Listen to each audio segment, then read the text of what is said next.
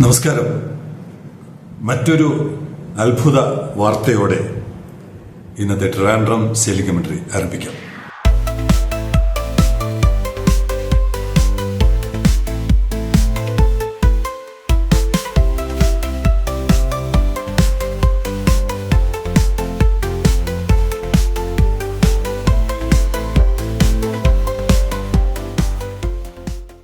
കപ്പൽ മേഖലയിലെ 2 കനാലുകൾ ലോകത്തിലെ തന്നെ വലിയ അത്ഭുതങ്ങളിൽ പെടുന്നതാണ്. Panama കനാലും Suez കനാലും. ലോകത്തിന് മാനവരാശിക്ക് വളരെയധികം കാർബൺ എമിഷൻ എന്ന് പറയുന്ന ഇനത്തിൽ വളരെയധികം നേട്ടങ്ങൾ കൊടുക്കുന്നതാണ് ഈ 2 കനാലുകളും. ഇപ്പോൾ സുയസ് കനാലിലെ തടസ്സം, ചെങ്കടലിലെ തടസ്സം കാരണം സൗത്ത് ആഫ്രിക്കയെ ചുറ്റി പോകുന്ന ഇനത്തിൽ എത്ര കൂടുതൽ കാർബണാണ് കൂടുതൽ കത്തുന്നതെന്ന് താമസിയാതെ ഏതെങ്കിലും പഠനങ്ങൾ വരുമായിരിക്കും. ഈ 2 കനാലുകൾ ഇത് തന്നെ നിർമ്മിച്ചതിന് ഒരുപാട് വലിയ ചരിത്രങ്ങളുണ്ട്. സുയസ് കനാലിന്റെ ദൂരം 133.3 കിലോമീറ്ററാണ്. 133. പനാമ കനാൽ 82 കിലോമീറ്ററാണ്. ഈ 2നെ കുറിച്ചും നമുക്ക് അങ്ങനെ ഒരു കമ്പാരിസൺ നമ്മുടെ പ്രോജക്റ്റുമായിട്ട് പറയാൻ പറ്റില്ല. സുയസ് കനാൽ പിന്നെയും നമുക്ക് പറയാം, പനാമ ഒരിക്കലും പറയാൻ പറ്റില്ല. കാരണം പനാമ എനിക്ക് തോന്നുന്നു, എൻ്റെ ഒരു പെട്ടെന്നുള്ളൊരു ഓർമ്മയിൽ ഏകദേശം 27 മീറ്റർ ആണോ തോന്നുന്നു, അത് 50 അടിയോ അങ്ങനെ എന്തൊരു അത്രത്തോളം കപ്പലിനെ ഈ പസഫിക്കിൽ നിന്നോ അറ്റ്ലാന്റിക്കിൽ നിന്നോ ഉയർത്തിയാണ് മറുകര കടത്തുന്നത്. അതൊരു ഭയങ്കര എഞ്ചിനീയറിംഗ് മാർവലാണ്. ഈ 2 കനാലുകളുടെയും കഥ പറയാൻ കാരണം നമ്മുടെ ഇവിടെ ഒരു പുതിയ കനാലിനെ കുറിച്ച് ചിന്തിക്കുകയാണ്. ജലോർ കണ്ട്ല വാട്ടർവേ, മരുഭൂമി. നമ്മൾ എന്താണ് പറയുക, രാജസ്ഥാൻ എന്ന് പറയുന്ന മരുഭൂമിയാണ്. എനിക്ക് രാവിലെ തന്നെ അയച്ചു തന്നത് ശ്രീ വർഗീസ് എന്ന് പറയുന്ന സെയിലിംഗ് കമന്ററിയുടെ സുഹൃത്ത് അയച്ചു തന്നതാണ്. മരുഭൂമി, രാജസ്ഥാൻ എന്ന് കേൾക്കുമ്പോൾ നമുക്ക് പെട്ടെന്ന് ഥാർ മരുഭൂമി. അദ്ദേഹം അത് കഴിഞ്ഞിട്ട് ഥാറിനെ കുറിച്ചൊരു വീണ്ടും അയച്ചു തന്നു. അപ്പോൾ ഇവിടെ 193 സുയസ് കനാലെങ്കിൽ ഇത് 262 കിലോമീറ്റർ. 262 കിലോമീറ്റർ ദൂരം രാജസ്ഥാനിലെ ജലോർ എന്ന് പറയുന്ന പ്രദേശത്ത് നിന്ന്, മരുഭൂമിയാണോ അല്ലയോ എന്ന് എനിക്കറിയില്ല, എന്തായാലും ഗുജറാത്തിലെ കണ്ട്ല പോർട്ടിലോട്ട് ഒരു കനാൽ, കപ്പൽ പോകാൻ വേണ്ടിയാണ് കനാൽ പണിതിട്ട് 10,000 കോടി രൂപയാണ് ചെലവ്. 10,000 കോടി രൂപ. ഇവിടെ നമ്മൾ മനസ്സിലാക്കേണ്ടത്, നമുക്ക് കിട്ടിയിരിക്കുന്ന ഒരു സ്വർണ്ണ നിധി, സ്വർണ്ണ ഖനി, അത് ഉപയോഗപ്പെടുത്തുന്ന ഒരു തല പോലും നമ്മുടെ രാഷ്ട്രീയത്തിലോ നമ്മുടെ ഭരണ സംവിധാനത്തിലോ ഇല്ല എന്നുള്ളത് അതിന് വാക്കുകളിൽ, അതിന്റെ ഗതികേട്, മലയാളികളുടെ ഗതികേടെന്നേ പറയാൻ പറ്റുള്ളൂ. ഇവിടെ മരുഭൂമിയിൽ നിന്ന് 10,000 കോടി രൂപ മുടക്കി കനാൽ ഉണ്ടാക്കി കണ്ട്ല എന്ന് പറയുന്ന പോർട്ടിൽ അതിനെക്കുറിച്ച് പറയുന്നുണ്ട്. The Jalore Kandla canal is a proposed 262 kilometre waterway connecting Jalore Rajasthan to Kandla port in Gujarat, aiming to provide Rajasthan with its first inland port and direct access to the Arabian Sea. ഒരു കടൽ കണക്ട് ചെയ്യാൻ അവർ പെടുന്ന പാടാണ്. 10,000 കോടി രൂപ മുടക്കി. ഇനി എത്ര നാളത്തെ മനുഷ്യപ്രയത്നം, ഏകദേശം 50,000 തൊഴിലവസരം ഉണ്ടാക്കുമെന്നാണ് പറയുന്നത് ഈ പ്രൊജക്ടിന് വഴി. 50,000. അപ്പോൾ കടലില്ലാത്ത രാജ്യങ്ങൾ, കടലില്ലാത്ത സംസ്ഥാനങ്ങൾ ഒരു കടലിന് വേണ്ടി എന്താണ് 1 കിലോമീറ്റർ കിട്ടിയാൽ മതി. ചില രാജ്യങ്ങൾക്കൊക്കെ ഉണ്ട് 1 കിലോമീറ്റർ 2 കിലോമീറ്റർ കടലുള്ള ചില രാജ്യങ്ങളുണ്ട്. ഇവിടെ 595 കിലോമീറ്ററാണ് കേരളത്തിന്റെ മാത്രം. ഇങ്ങനെയുള്ള കടൽ കയ്യിൽ വെച്ചിട്ട് ഇതെന്ത് ചെയ്യണമെന്ന് അറിഞ്ഞോടാ. എന്തോ പറയാറുണ്ടല്ലോ, കസ്തൂരി തലയിൽ വെച്ചിട്ട് മാൻ ഇങ്ങനെ നടക്കുകയാണ്, എന്റെ മണം എവിടുന്നാണ് എന്ന് ചകഞ്ഞ് നടക്കുന്നത് പോലെ ഇവിടെ ഈ ഒരു നിധിയും വെച്ചുകൊണ്ട് എനിക്ക് മനസ്സിലാവാത്തത്, രാഷ്ട്രീയക്കാരെ പോട്ടെ, രാഷ്ട്രീയക്കാരുടെ ക്വാളിറ്റിയൊക്കെ നമുക്ക് നല്ലവണ്ണം അറിയാം. പക്ഷെ ഇന്ത്യയിൽ ഏറ്റവും മിടുക്കരാണ് എന്ന് അഭിപ്രായമില്ല എന്ന് അഭിമാനിക്കുന്ന ഇവിടുത്തെ ഭരണം, IAS, ഏറ്റവും വലിയ ക്രീമി ലെയർ ആളുകളാണല്ലോ ഇതിനകത്തോട്ടൊക്കെ പോകുന്നത്. ഒരാൾക്ക് പോലും, ഒരൊറ്റ മനുഷ്യന് പോലും ഈ തുറമുഖത്തിന്റെ സാധ്യത എന്താണെന്ന് ഈ നിമിഷം വരെ പിടിയിട്ടില്ല എന്ന് പറയുന്നത് അവരുടെ മനസ്സിൽ വല്ലത് ഇരിപ്പുണ്ടോ എന്ന് നമുക്കറിയില്ല. പക്ഷെ ഒരാൾ എഴുതുകയോ പറയുകയോ സംസാരിക്കുകയോ ചെയ്യുന്നതായിട്ട് അങ്ങ് ചീഫ് സെക്രട്ടറി മുതൽ ഇന്നലെ കയറിയ ട്രെയിനിയായിട്ട് കയറിയ IAS ഉദ്യോഗസ്ഥൻ വരെ ഒരാൾക്കും എത്തും പിടിയുമില്ല. ഞാനൊരു ഉദാഹരണം പറയാം. നിങ്ങൾക്ക് ഈ തുറമുഖം വെച്ചുകൊണ്ട് ലാൻഡ് ലോക്ഡ് അല്ല, കടലുള്ള സംസ്ഥാനങ്ങൾ പോലും ഇവിടെ ഒരു ടെർമിനലിന്റെ ഒരു അറ്റം കൊടുക്കാന്ന് പറഞ്ഞാൽ എത്ര കോടി വേണമെങ്കിലും ഇൻവെസ്റ്റ് ചെയ്യും. പിന്നെ രാജ്യങ്ങൾ നേപ്പാൾ, ഭൂട്ടാൻ, അഫ്ഗാനിസ്ഥാൻ തുടങ്ങി സെൻട്രൽ ഏഷ്യയിലെ ലാൻഡ് ലോക്ഡ് കൺട്രീസ് എന്ന് പറയും. ഇവരെല്ലാം നമ്മളൊരു പ്രപ്പോസൽ കൊടുക്കുന്നു. ഇതിനു വേണ്ടി ഒരു പ്രത്യേക സമ്മേളനം തിരുവനന്തപുരത്ത് വിളിക്കുക, കോവളത്ത് വിളിക്കുക, ഹോട്ടലിൽ വിളിച്ച് നല്ല മീനും ഒക്കെ കൊടുത്ത് എന്നിട്ട് പറയും ഞങ്ങളിങ്ങനെ ഒരു പ്രൊജക്ട് ഉണ്ടാക്കുന്നുണ്ട്, നിങ്ങൾക്ക് വേണമെങ്കിൽ ഞങ്ങൾ ഒരു ടെർമിനൽ ഉണ്ടാക്കി തരാം.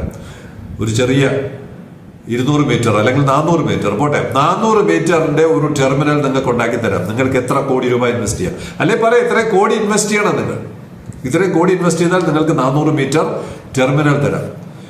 ഈ കേരളത്തിന്റെ കടം മുഴുവൻ തീരും. കേരളത്തിന്റെ കടം മുഴുവൻ തീരും. ഇന്ത്യയിലെ സംസ്ഥാനങ്ങളുടെ കാര്യം മാത്രമാണ് പറഞ്ഞത്. പിന്നെ ഈ ലാൻഡ് ലോക്ഡ് രാജ്യങ്ങൾ, നമുക്ക് ഈ പറയുന്ന ഇപ്പൊ അദാനിക്ക് കൊടുത്തത് അങ്ങ് വിടുക. അദ്ദേഹം 2000 മീറ്ററും 4000 മീറ്റർ ബ്രേക്ക് വാട്ടറും ഒക്കെ ആയിട്ട് അദ്ദേഹത്തിന് അങ്ങ് വിടുക. പിന്നെയും കിടപ്പുണ്ട് നമുക്ക്. സ്വർണ്ണ ഖനിയല്ലേ, സ്വർണം മുട്ടയിടുന്ന താറാവല്ലേ? ഇത് ആരുടെയെങ്കിലും തലയിൽ ഇത് കയറുന്നുണ്ടോ? എത്ര കോടിയാണ് നിങ്ങൾക്ക് വേണ്ടത്? ഇവർക്കെല്ലാം ഒരു ടെർമിനൽ നമ്മൾ പണിതു കൊടുത്താൽ ഇത്ര വർഷത്തേക്ക്, 30 വർഷത്തേക്കോ 40 വർഷത്തേക്കോ ഞങ്ങൾ ഈ ടെർമിനൽ നിങ്ങൾക്ക് തരാം. നിങ്ങളുടെ വ്യവസായങ്ങൾക്ക് വേണ്ടി, നിങ്ങളുടെ കയറ്റുമതിക്ക് വേണ്ടി നിങ്ങൾ ഉപയോഗപ്പെടുത്തിക്കൊള്ളുക. ഒരാൾക്ക് പോലും ഈ ഒരു ചിന്തയില്ലാതെ പോകുന്നിടത്താണ് രാജസ്ഥാൻ മരുഭൂമിയിൽ നിന്ന് 262 കിലോമീറ്റർ കനാല് വെട്ടി ഒരു കപ്പൽച്ചാൽ ഉണ്ടാക്കാൻ ശ്രമിക്കുന്നത്. This ambitious project estimated to cost over 10,000 crore is expected to boost trade, industrial development and logistics in western Rajasthan. Direct access to Kandla port will decrease transportation costs by 30-40%. ഇന്നുള്ള transportation ചെലവിൽ 30-40%, ഏകദേശം പകുതിയോളം കുറവ് വരുത്തി കൊടുക്കുന്നതാണ് ഈ canal എന്ന് പറയുന്നത്. അപ്പൊ നമ്മുടെ ഈ തുറമുഖം എത്ര % ഇന്ത്യ രാജ്യത്തിന് സേവ് ചെയ്ത് കൊടുക്കുന്നത്, കുറച്ചു കൊടുക്കുന്നു എന്നുള്ളൊരു കണക്ക് കൂട്ടി പ്രധാനമന്ത്രിയുടെ മുന്നിൽ അവതരിപ്പിക്കാൻ, നീതി ആയോഗിന്റെ മുന്നിൽ അവതരിപ്പിക്കാൻ നമ്മുടെ ജുബായിട്ട ബാഴ്സലോണ ചാമ്പ്യൻ കാശിന്റെ പ്രയോജനം തലസ്ഥാനവാസികൾക്ക് ഇല്ലാതെ പോയതാണ്. കഴിഞ്ഞ 4 ആണോ 5 ആണോ ഇപ്പൊ എണ്ണം പോലും അറിയില്ല, 5 തവണ MP ആയത്, അല്ലെങ്കിൽ 4 തവണ MP. എന്ത് പ്രയോജനമാണ് ഈ നാട്ടുകാർക്ക്? എന്ത് പ്രയോജനമാണ്? ഇത്രയും വലിയ ഒരു സ്വർണ്ണ ഖനി ഇരുന്നിട്ട് ഈ തുറമുഖം ഇപ്പൊ ഏകദേശം 13-14 ലക്ഷം കണ്ടെയ്നർ ഹാൻഡിൽ ചെയ്തു. ഇനിയുള്ള നാളുകളിൽ എത്ര ലക്ഷം, എത്ര കോടി? ഇത് രാജ്യത്തിനല്ലേ സംഭാവന ചെയ്യുന്നത്? ഈ സംഭാവന ഇവിടെ രാജസ്ഥാന്റെ കണക്കുപ്രകാരം 30-40% ലോജിസ്റ്റിക് കോസ്റ്റിൽ കുറവ് വരുത്തി കൊടുക്കുന്ന ഒരു പ്രൊജക്റ്റാണ് അവരുടെ കനാലെങ്കിൽ നമ്മൾ എത്ര കുറവ് വരുത്തി കൊടുക്കുന്നു? ആ ഇനത്തിൽ കേരളത്തിന് ഇത്ര രൂപ കിട്ടണം. ആ ഇനത്തിൽ കേരളത്തിന് കപ്പൽശാല കിട്ടണം, തിരുവനന്തപുരത്തിന് കപ്പൽശാല കിട്ടണം, തിരുവനന്തപുരത്തിന് മെട്രോ കിട്ടണം, തിരുവനന്തപുരത്തിന് റിംഗ് റോഡ് കിട്ടണം, തിരുവനന്തപുരത്തിന് വെയർഹൗസ് വേണം, ലോജിസ്റ്റിക് പാർക്ക് വേണം. കംപ്ലീറ്റ് സാധനങ്ങൾ വാങ്ങിയെടുക്കാൻ കഴിയുന്ന ഒരു പ്രൊജക്റ്റാണ് നമ്മുടെ തുറമുഖം. പക്ഷേ ഇതെന്താണ്? ചുക്കും ചുണ്ണാമ്പും എന്ന് തിരിച്ചറിഞ്ഞുകൂടാത്ത കുറെ ജനപ്രതിനിധികളും. കൂടുതലൊന്നും പറയാൻ തോന്നുന്നില്ല. Estimated 50,000 employment opportunities in Rajasthan, Gujarat and nearby regions. The project is poised to transform Rajasthan's economy and industrial landscape, making it a significant logistics hub. ഈ ലോജിസ്റ്റിക്സ് ഹബ്ബ് എന്നൊക്കെ പറഞ്ഞ ഇന്ത്യയിൽ ആരവകാശപ്പെടുന്നതിനേക്കാൾ, സൗത്ത് ഏഷ്യയിൽ ആരവകാശപ്പെടുന്നതിനേക്കാൾ ഏറ്റവും മികച്ച ഇത് ശാപം കിട്ടും. ഇത് ഉപയോഗപ്പെടുത്താതെ പോയാൽ ശാപം കിട്ടുമെന്നാണ് എനിക്ക് തോന്നുന്നത്. അത്ര അധികം അവഗണനയാണ് കേന്ദ്ര സർക്കാർ, 2 സർക്കാരുകളും ഈ പ്രൊജക്ടിനോട് കാണിക്കുന്നത്. കേന്ദ്രം കാണിക്കുന്നതിന്റെ കാരണം എന്താണ്? കേരളത്തിന് ആവശ്യങ്ങളില്ല എന്നുള്ളത് കൃത്യമായി കണക്കുകളുടെ അടിസ്ഥാനത്തിൽ, മറ്റു സംസ്ഥാനങ്ങൾക്ക് നിങ്ങൾ ഇത്ര കൊടുത്തില്ലേ എന്നുള്ളതിന്റെ അടിസ്ഥാനത്തിൽ വിലപേശി വാങ്ങിക്കാൻ കഴിവുള്ള ജനപ്രതിനിധികളുമില്ല, ഉദ്യോഗസ്ഥരുമില്ല, അല്ലെങ്കിൽ പൊളിറ്റിക്കൽ ലീഡർഷിപ്പില്ല. പൊളിറ്റിക്കൽ ലീഡർഷിപ്പ് മുഴുവൻ ശബരിമലയിൽ സ്വർണം അടിച്ചു മാറ്റാൻ പറ്റുമോ എന്നുള്ള ഗവേഷണത്തിലാണ്. ഇവിടെ ഒരു മുഖ്യമന്ത്രി എങ്ങനെയാണ് കൊതി തോന്നുകയാണ്, കൊതി. ചന്ദ്രബാബു നായിഡു അദ്ദേഹം ഇപ്പൊ പറയും ബി ജെ പി വിരുദ്ധനായിരുന്നു, ഒരു കാലത്ത് BJP വിരുദ്ധനായിരുന്നയാളാണ്. അദ്ദേഹത്തിന്റെ സംസ്ഥാനത്തിന്റെ താല്പര്യത്തിന് വേണ്ടി അദ്ദേഹം BJPയെ സപ്പോർട്ട് ചെയ്യും.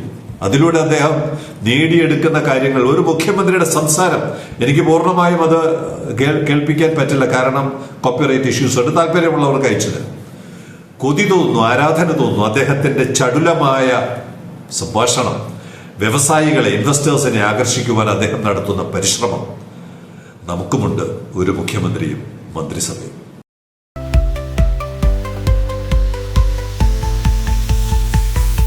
ട്രാക്കത്തോണിനെ കുറിച്ച് പ്രേക്ഷകരുടെ അഭിപ്രായം അറിയിക്കണമെന്ന് പറഞ്ഞതിനകത്ത് കുറെ പേര് അയച്ചു. 2 എണ്ണം ഇന്ന് വായിക്കാം, ഇനിയുള്ള ദിവസങ്ങളിൽ മറ്റുള്ളവരുടേതും വായിക്കാം. എന്റെ പൊന്നുമണി ഇന്നലെ എഴുതിയ ആളുടെ എന്തോ വിജയ രാജമണി അങ്ങനെ എന്തോ ആണ് എഴുതിയ ആൾ, അദ്ദേഹത്തെയാണ് വിളിക്കുന്നത്. ശ്രീകുമാർ ആണ്, മുതിർന്ന മനുഷ്യനാണ്, ശ്രീകുമാർ സാറാണ് എഴുതുന്നത്. എന്റെ പൊന്നുമണി, ഇവിടെ തുടങ്ങിയതും നിന്നുപോയതുമായ സംരംഭങ്ങളെയും ശിലാസ്ഥാപന ഫലകങ്ങളും അന്വേഷിച്ചു പോയാൽ 5 or 6 ചാനലിനുള്ള വക കണ്ടെത്താൻ കഴിയും. അത് ഒരു പ്രയോജനവും ഉണ്ടാക്കാത്ത കാര്യമാണ്. പിന്നെ ട്രാക്കത്തോൺ വന്നതുകൊണ്ട് കാക്കനാടുള്ള കണ്ടെയ്നർ 10 കിലോമീറ്റർ അകലമില്ലാത്ത കൊച്ചി തുറമുഖത്ത് പോകാതെ തൂത്തുക്കുടിയിൽ അയക്കുന്ന വിദ്യയൊക്കെ മനസ്സിലാക്കാൻ കഴിയുമായിരുന്നു. കളമശ്ശേരി മന്ത്രിയുടെ കൊച്ചി സ്നേഹത്തിന്റെ പൊള്ളത്തരം മനസ്സിലായല്ലോ. കളമശ്ശേരി മന്ത്രിയുടെ കൊച്ചി സ്നേഹത്തിന്റെ പൊള്ളത്തരം ജനങ്ങൾ അറിയുമായിരുന്നു. ഞാനത് വിശദീകരിക്കണ്ടല്ലോ. ഒരു കത്തുകൂടെയുണ്ട്, മിസ്റ്റർ VJ ആണ് എഴുതിയത്. VJ, in my opinion, the biggest outcome of Trackathon has been the comparison of shipment duration from various ports of the world. This awareness of time and cost saving has reached the business and EXIM community directly and may have to an extent been conveyed to the dilly-dallying authorities. ട്രാക്കത്തോണിനെ കുറിച്ചുള്ള 2 നിരീക്ഷണങ്ങളാണ്. വേറെയും ചിലർ എഴുതിയിട്ടുണ്ട്, ഇനി അറിയിക്കാം. Signing off, Elias John.